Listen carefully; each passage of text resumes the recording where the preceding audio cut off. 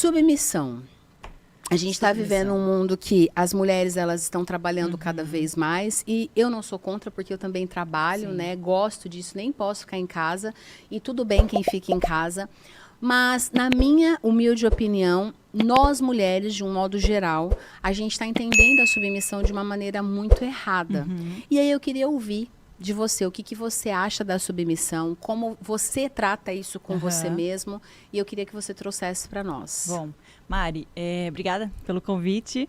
Para mim é uma honra estar aqui, né? Meu primeiro podcast. Sério? Primeiro podcast. Por que tu nunca foi em nenhum podcast? Olha, eu fui convidada já em outra, em São Paulo. Eu tô me achando mas não, agora, não dava, tô me né? achando. Vida de mãe, não tem como fugir assim para outro eu já lugar. Tô me achando, então, já. meu primeiro podcast. Uma honra para mim ser na minha cidade, minha né? agência grava essa parte, que é o primeiro podcast, gente, dela. Que coisa boa. Cidade. Acho e que que tinha que honra ser pra assim, mim. né? Tinha que ser, Deus sabe de tudo, né? Deus é perfeito, ele sabe Tu de sabe todas que eu as tenho as coisas. minhas metas, né? E você sabe que tu tava no meu caderninho de oração. Então, aí hoje eu posso chegar lá e fazer um check que já aconteceu. Mas obrigado, Então, viu? Que você imagina. se sinta assim, leve à vontade e que quando terminar, você fala, nossa, já acabou? Sim, Tá? É isso sim. que eu quero. Então, tá. Submissão. Submissão. Então, a Bíblia fala, né, sobre submissão. E ela fala que a mulher tem que se submeter ao seu marido. Porém, ela também fala que o marido precisa amar a sua esposa como Jesus amou a igreja.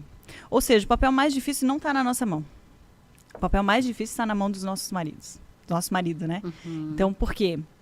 Ele precisa nos amar como Jesus amou a igreja. Jesus, ele deu a sua própria vida por nós. Então, é um papel muito difícil. Imagina, o homem precisa abrir mão, se sujeitar de muito mais coisas do que a gente. Mas, como mulher, né, o meu papel dentro da minha casa, eu sou uma esposa submissa ao meu marido. Isso não quer dizer que a gente baixa a guarda para tudo, que a gente concorda 100% com tudo, mas a maneira como a gente age e reage, a forma como a gente se coloca dentro da nossa casa. Então, eu sou submissa ao meu marido.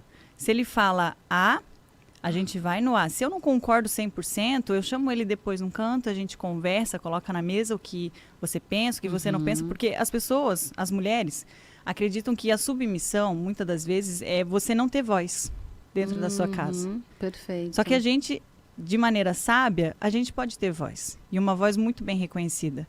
Porque é o que o homem também quer. Né? As pessoas, às vezes, hoje, no mundo que a gente está, as mulheres acreditam que o homem quer mandar e que você não pode mais nada. Só que o homem quer alguém que tenha voz dentro da sua casa. Concordo. Ele quer que você haja e que você decida também. Então, por exemplo, na minha casa, o Dave, ele viaja bastante. Então, com os meus filhos, eu preciso ter voz de comando com relação à fé deles. Então, hoje, eu tomei a frente. Então, eu faço devocional com eles, a gente faz oração. Então, todas as noites, eu vou para o quarto com o João e com o Noah, faço devocional com eles, faço a oração. A gente declara também palavras do eu sou para eles, né? Depois a gente pode falar se claro, for pode, oportuno. fica à vontade. E essa é uma das coisas que eu tomei a frente e o Dave falou, amor, que maravilhoso. É isso. E tá tudo bem porque ele concordou. E tá tudo bem, exatamente. E se for alguma ação, por exemplo, a gente teve uma vez uma situação com o João, que o Dave queria ensinar ele de uma forma como ele foi ensinado. Era para ensinar os números. E aí, o Dave começou a se exaltar, porque o João não estava conseguindo adquirir o conhecimento. E aí, eles estavam tomando banho na banheira, eu comprei números para eles colarem na banheira e falar 1, 2, até 10. E aí, o Dave já estava, pelo amor de Deus, João, como que tu não consegue gravar? E aí, eu estava assim por trás do João, pelo amor de Deus, chega, não fala mais. E não fiz isso na frente do João, para eu não tirar a autoridade do Dave, sabe? E aí, ele saiu, tirei o João da banheira, a gente conversou. E aí, esse ano, na escola, o João estava com dificuldade para aprender matemática.